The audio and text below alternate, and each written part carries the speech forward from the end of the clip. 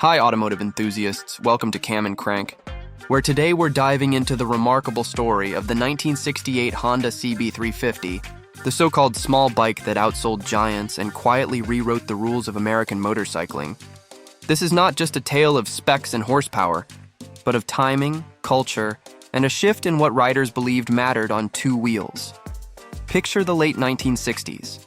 Highways stretching across the United States, British and American machines roaring through small towns, and a riding culture defined by heavy iron, loud pipes, and a certain gatekeeping swagger. Into that scene rolled a modest, almost unassuming motorcycle with a 325cc parallel twin engine, an electric starter, and a reputation for reliability so dependable it almost sounded boring. Yet beneath its polite manners, the CB350 was a silent revolution.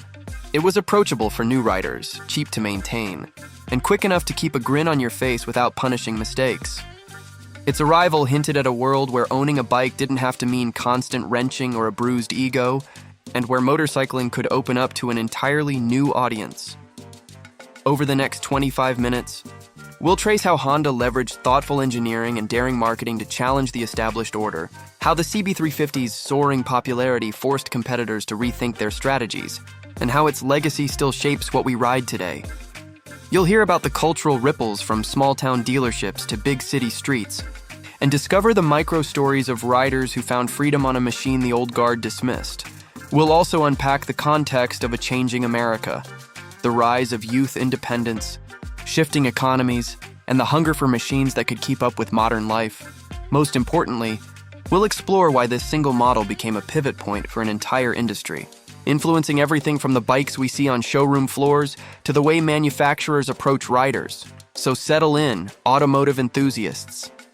By the end of this video, you'll understand why the little CB350 wasn't just a sales hit. It was the proof that small, smart, and reliable could beat bigger, louder, and heavier at their own game. And you'll see its fingerprints on today's motorcycles in ways you might never have guessed. In 1968, Honda faced an America where motorcycling was a club for the initiated, a world defined by rumbling Triumph Bonnevilles and chrome-drenched Harley-Davidsons. Into that environment, the CB350 arrived like a polite guest at a loud party and began to win the room.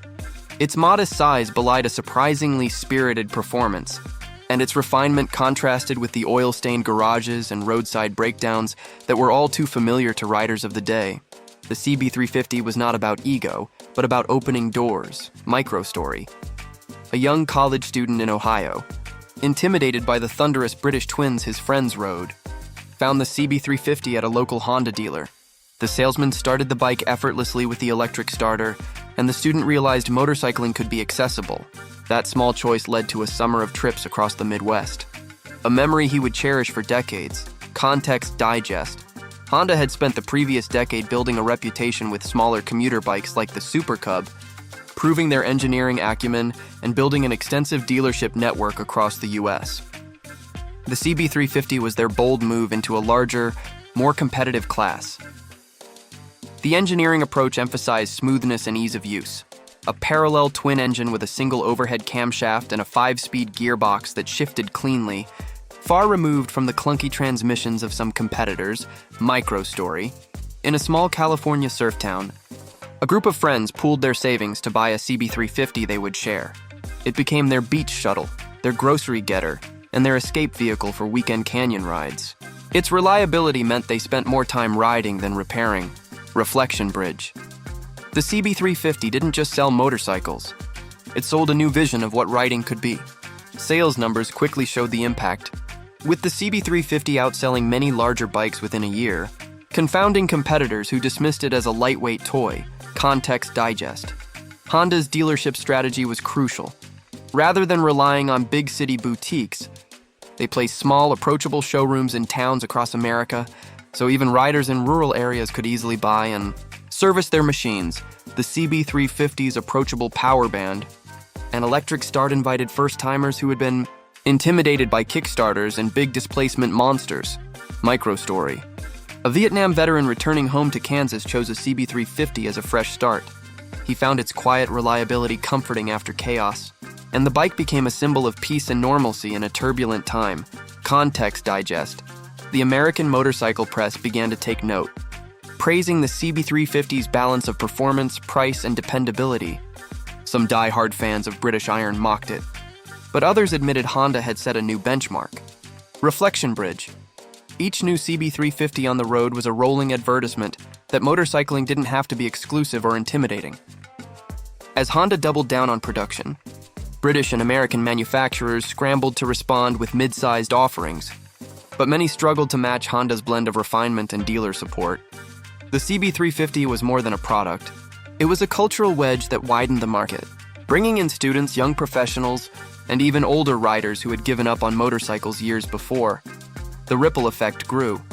Small-town mechanics began learning Japanese bike maintenance, parts suppliers expanded, and suddenly the conversation about motorcycling in America included words like accessible and reliable as badges of honor. This shift set the stage for even more ambitious moves by Honda, and as we'll see, the CB350's success would spark an arms race that reshaped the industry landscape in the following years, leading directly to a new era of performance and innovation. The early 1970s saw the echoes of the CB350's disruption grow louder.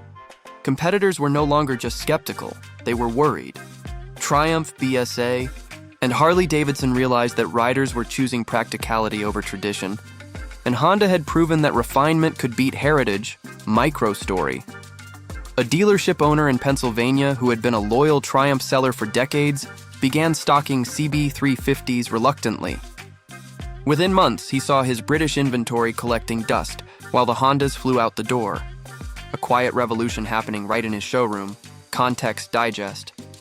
The CB350's success wasn't only about engineering, but about timing. Young Americans sought affordable freedom during a period of economic uncertainty, and a dependable, affordable motorcycle met that need perfectly. Honda's ad campaigns cleverly positioned the CB350 as fun and friendly, using clean-cut imagery that distanced motorcycling from outlaw stereotypes. Micro-story. In Seattle, a group of women riders formed an informal club around their CB350s, challenging gender norms in a culture that often excluded them. Their weekend rides through mountain passes showed that motorcycling could be inclusive without sacrificing adventure. Reflection bridge. What began as a marketing gamble was becoming a cultural movement. Honda's dominance in small bikes now bled into the middleweight class. And the CB350 proved that you didn't need to be a rebel or a mechanic to belong. Context digest. By 1972, the CB350 had become the best-selling motorcycle in American history at that point, with more than 250,000 units sold domestically. Its affordability allowed younger riders to buy new, instead of gambling on unreliable used bikes. Micro-story. A father and teenage son in Texas bought matching CB350s as a bonding project. The son would remember those rides as the spark that ignited a lifelong passion for motorcycling. The ripple effect on engineering was profound. Other manufacturers had to adopt electric starters, smoother transmissions, and better dealer networks just to keep up. Reflection bridge. The CB350 was no longer an outsider but the benchmark. As Honda prepared to launch the CB750, the CB350's dominance had already softened the ground, convincing riders that Japanese engineering could deliver world-class machines. Dealers across the country began investing in training for Japanese bikes, which subtly eroded the dominance of British and American parts suppliers. The conversation about motorcycling had shifted. Riders now debated features and reliability rather than simply brand loyalty or displacement. Context digest. Even as performance enthusiasts still gravitated to larger bikes, many kept a CB350 as a dependable daily or a backup machine, proof of its enduring practicality. Micro-story. On the streets of San Francisco, a courier chose a CB350 for weaving through traffic and climbing steep hills. Its agility and reliability made it the unsung hero of his workdays.